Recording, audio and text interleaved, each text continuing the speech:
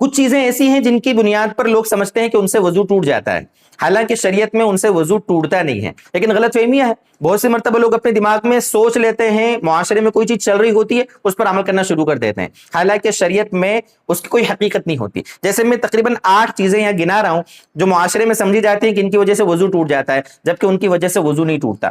جن چیزوں کی وجہ سے وضو ٹوٹتا ہے وہ تو ہمیں معلوم ہے، پیشاب کرنا، ری خارج ہونا، پاخانہ کرنا، خون نکل کر بہہ جانا یا بے ہوشی طاری ہونا وغیرہ وغیرہ، یہ چیزیں وہ ہیں جن کی وجہ سے وضو ٹوٹ جاتا ہے، لیکن کچھ چیزیں ایسی ہیں جن کی وجہ سے وضو نہیں ٹوٹتا۔ میں آپ کو گناتا ہوں آج انشاءاللہ ایک ایک کر کے، 8 چیزیں ہیں ایسی۔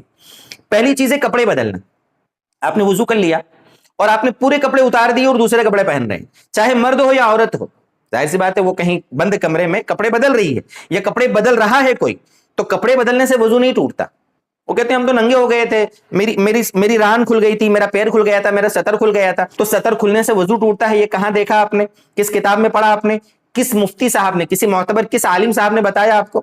بس چلی آ رہی ہے بات، لوگ سمجھتے کہ بس کپڑے بدلنے سے یا سطر کھلنے سے وضو ٹوٹ جاتا ہے، جبکہ اس سے وضو نہیں ٹوٹتا ہے۔ دوسری چیز، کسی کو چھونے سے، مرد نے کسی عورت کو چھوا یا اپنے عضو کو چھوا یا شوہر نے اپنی بیوی کا بوسہ لیا وضو بنانے کے بعد، تو عورت کو چھونے یا بوسہ لینے سے وضو نہیں ٹوٹتا ہے، ٹھیک ہے؟ یہ فقہ حنفی کی روشنی میں، جو حدیث کی روشنی میں علماء احناف نے جو مسئلہ سمجھایا ہے میں آپ کو وہ سمجھا رہا ہوں۔ دوسرے ائمہ کے یہاں اس کے الگ مسائل ہو سکتے ہیں، چونکہ ہمارے سننے والے ویورز اکثر حنفی ہیں، اس لیے مسئلہ سمجھا رہا ہوں میں حنفی فقہ کی روشنی میں۔ تیسرا، بال یا ناخن کاٹنا۔ وضو کر لیا آپ نے، اس کے بعد آپ بال کٹوا رہے ہیں، یا وضو کرنے کے بعد آپ ناخن کاٹ رہے ہیں، تو آپ کہو گے ہم نے ناخن کاٹے تو وہ جو اندر کا حصہ نکلا وہاں تو پانی پہنچا ہی نہیں تھا، ہم نے تو وہ جو حصہ کاٹ دیا وہاں پر اس کو دھویا تھا، تو اب بھی کوئی مسئلہ نہیں ہے، وضو اس کی وجہ سے نہیں ٹوٹتا ہے، بال کاٹنے سے، ناخن کاٹنے سے وضو نہیں ٹوٹتا ہے۔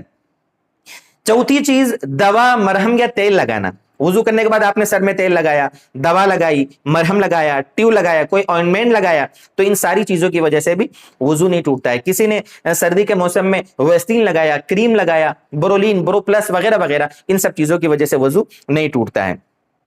پانچویں چیز، بیٹھے بیٹھے سونا۔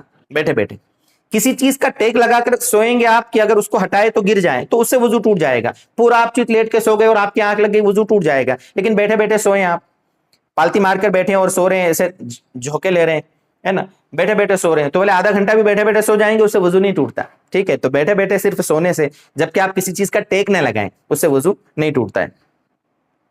چھٹی چیز، گالی دینے سے، گانا سننے سے وضو نہیں ٹوٹتا۔ گالی دینا، گانا سننا گناہ ہے، الگ چیز ہے، لیکن گالی دینے یا اسی طریقے سے گانا سننے یا گانا بولنے سے، گانا گانے سے، اس سے وضو نہیں ٹوٹتا ہے۔ یہ الگ چیز ہے کہ یہ گناہ کے کام ہے، لیکن اس سے وضو نہیں ٹوٹتا۔ ہاں، وضو کوئی کر لے، مستحب ہے، اچھا ہے۔ ساتویں چیز، جھوٹ بولنا، غیبت کرنا۔ کسی نے جھوٹ بولا، غیبت کی، اس کی وجہ سے وضو نہیں ٹوٹتا، لیکن اگر وہ وضو کر لے تو مستحب ہے، ٹھیک ہے؟ یہ گناہ ہے، جھوٹ بولنا، غیبت کرنا، وہ الگ مسئلہ ہے، لیکن وضو نہیں ٹوٹے گا۔ اور آٹھویں چیز، خون نکلا لیکن اپنی جگہ پر ہی ہے، ہلکا سا نکلا وہیں پر ہے، بہا نہیں ہے، اس کی وجہ سے بھی وضو نہیں ٹوٹتا ہے۔ ہاں، بہ گیا، جگہ چھوڑ دی تو وضو ٹوٹ جائے گا۔ یہ کچھ 8 چیزیں، معاشرے میں اور بھی چیزیں ہوں گی، آپ کمنٹ میں بتائیں، پوچھیں کہ کیا اس سے ٹوٹتا ہے، کیا اس سے ٹوٹتا ہے، انشاءاللہ اس کو سمجھائیں گے۔ اور اگر آپ کو سمجھ میں آیا تو اپنے دوستوں میں بھی آپ شیئر کر دیں تاکہ ان تک بھی یہ صحیح باتیں پہنچ جائیں۔ اللہ تعالی ہمارے لیے عمل کرنا آسان فرما دے۔ والسلام علیکم ورحمۃ اللہ وبرکاتہ۔